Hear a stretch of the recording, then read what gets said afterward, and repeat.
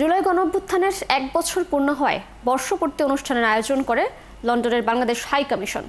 5ই লন্ডনের মিলেনিয়াম গ্লচেস্টার হোটেলে আয়োজিত অনুষ্ঠানে যোগ দিয়েছিলেন প্রবাসী রাজনৈতিক, সামাজিক, সাংস্কৃতিক, সাংবাদিক ব্যক্তিত্ব সহ কমিউনিটির মানুষ।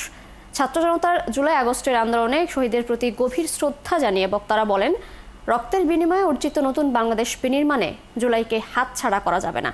যে কোনো মূল্যে জুলাই গণঅভ্যুত্থানকে টিকিয়ে রাখতে হবে। এ সময় প্রবাসীদের ভোটাধিকার নিশ্চিতের দাবিও জানান প্রবাসীরা। আরিফ মাহফুজের রিপোর্টে বিস্তারিত।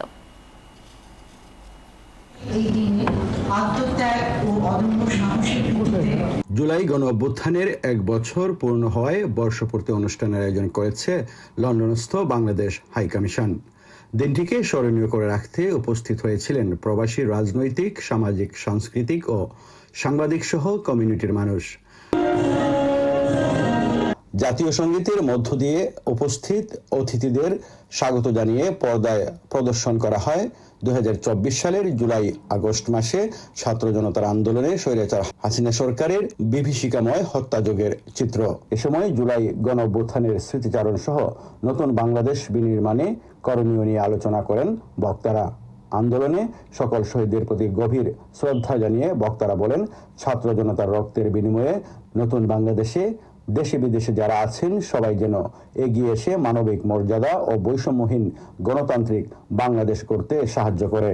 এই বাংলাদেশ বিনির্মাণে একটা গণতান্ত্রিক পথে অগ্রযাত্রার ক্ষেত্রে দেশে বিদেশে বাংলাদেশিরা যেখানে আছেন তারা যাতে সবাই এগিয়ে আসেন। বাংলাদেশে এখন একটা নতুন পরিবর্তন আসুক। ছাত্ররা যেভাবে জীবন দিছে, আমরা চাই না পলিটিক্যাল ফাইট হোক, আমরা চাই একটা সুন্দর বাংলাদেশ।